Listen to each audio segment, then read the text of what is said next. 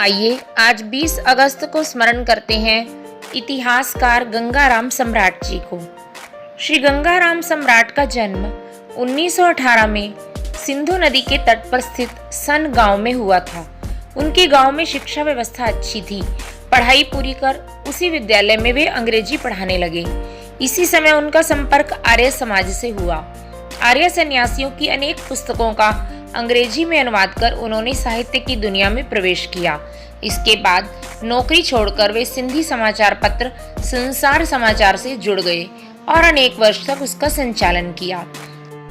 अगर आपने अभी तक हमारे चैनल को सब्सक्राइब नहीं किया है तो कृपया इसे सब्सक्राइब अवश्य कर लें, जिससे कि आपको प्रतिदिन इसी प्रकार की अच्छी जानकारी मिलती रहे। कुछ समय बाद उनकी आर्याव्रत नामक पुस्तक प्रकाशित हुई।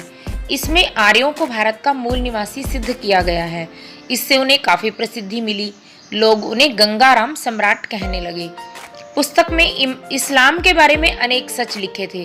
मुसलमानों ने उसका विरोध किया। इस पर शासन ने पुस्तक पर प्रतिबंध लगा दिया, पर तब तक वह पूरी तरह बिक चुकी थी। उनके लेखन का प्रमुख विषय इतिहास था। उनके पुस्तकालय में अंग्रेजी, हिंदी, गुजराती, अरबी तथा फारसी की 4000 पुस्तकें थी।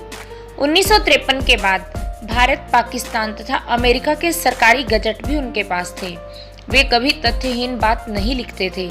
उन्होंने सिकंदर की पराजय, सिंधु सौवीर, भयंकर धोखा, शुद्ध गीता, मोहनजोदड़ो आदि अनेक पुस्तकें लिखी। उनके पत्रों में शीर्ष स्थान पर गो बैक टू वेदास अर्थात वेदों की ओर लौट चलो लिखा रहता था।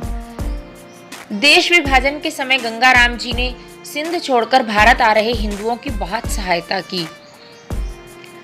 इसके लिए उन्होंने कराची बंदरगाह पर ही नौकरी कर ली, पर वे स्वयं अपनी जन्मभूमि में ही रहना चाहते थे।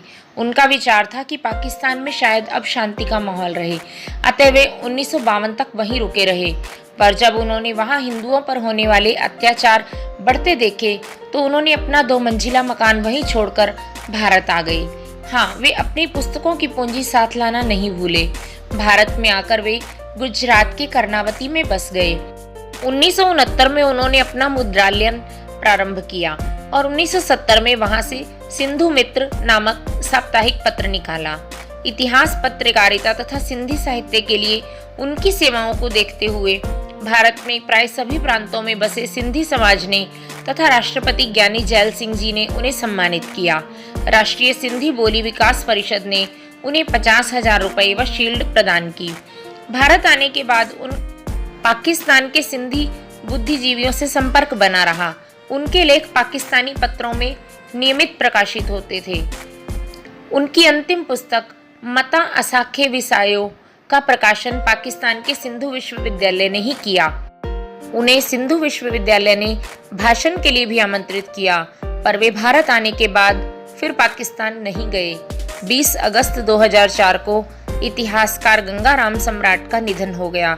उनकी इच्छानुसार मरणोपरांत उनके नेत्र दान कर दिए गए। भारत माता की जय।